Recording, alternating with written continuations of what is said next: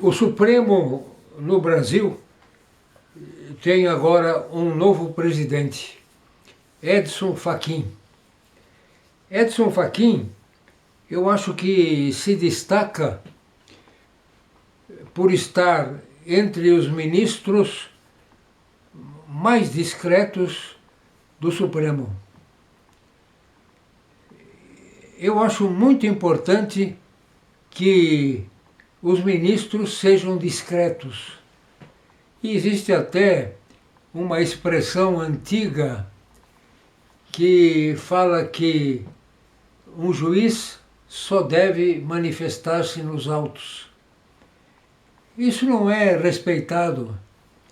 Então a gente vê ministros que, mesmo tendo muito valor, ficam à vontade para falar sobre qualquer coisa, manifestar-se sobre assuntos, inclusive da alçada do Supremo, mas fora da sua atribuição como juiz.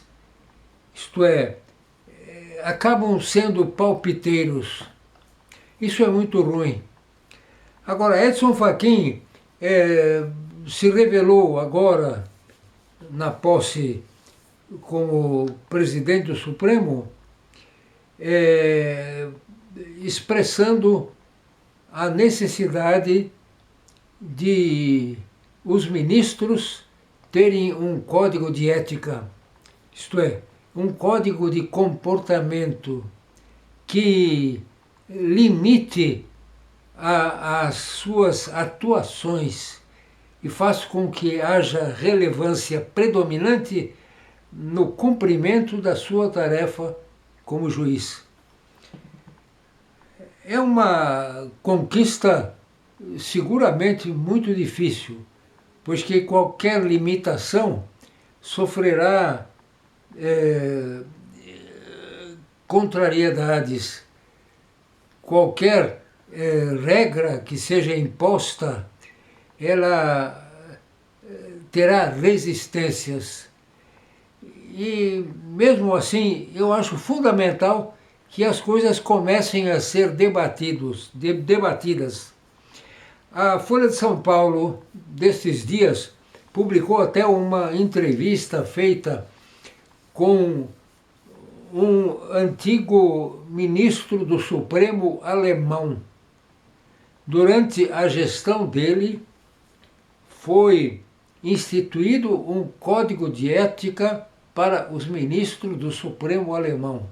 E ele mesmo comenta da dificuldade da instituição desse código.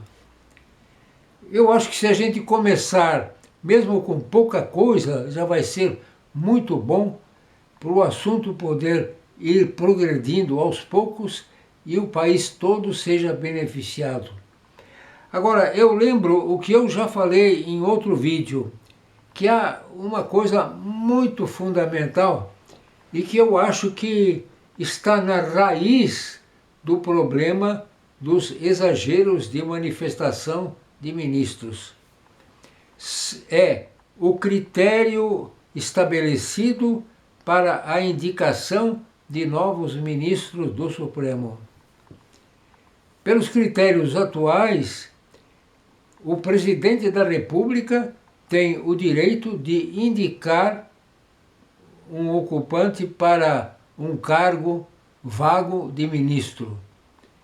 Essa indicação vai para o Senado e o Senado aprova ou não. Geralmente aprova. Mas o direito de o presidente nomear praticamente quem ele quiser, mesmo havendo um dispositivo constitucional que exige que o ocupante tenha notável saber jurídico, o que a gente vê não é nada disso. Nós estamos há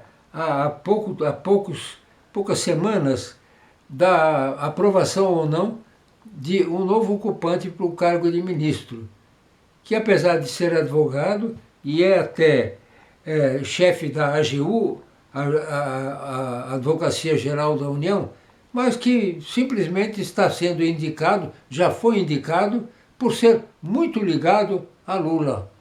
E isso a gente vê em relação aos outros ministros que foram indicados por Lula e até aos ministros indicados por Bolsonaro. Agora, qual seria a forma de evitar este exagero de liberdade? Mesmo porque, mesmo a Constituição dizendo que o ocupante tenha notável saber jurídico, nunca ninguém colocou isso à prova. O próprio ministro Toffoli, quando foi indicado, foi indicado por Lula em outro mandato, foi bombardeado, pois que ele havia se candidatado a juiz, a carreira na magistratura, e por 2 vezes, segundo a informação que deram, foi reprovado. E acabou sendo indicado e aprovado como ministro do Supremo. Mas qual seria esse critério para evitar exageros e garantir que o nomeado, que o indicado tenha notável saber jurídico? É limitar as indicações aos titulares de tribunais superiores.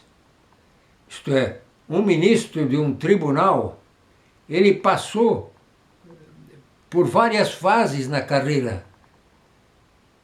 Então, ele já provou que tem saber jurídico.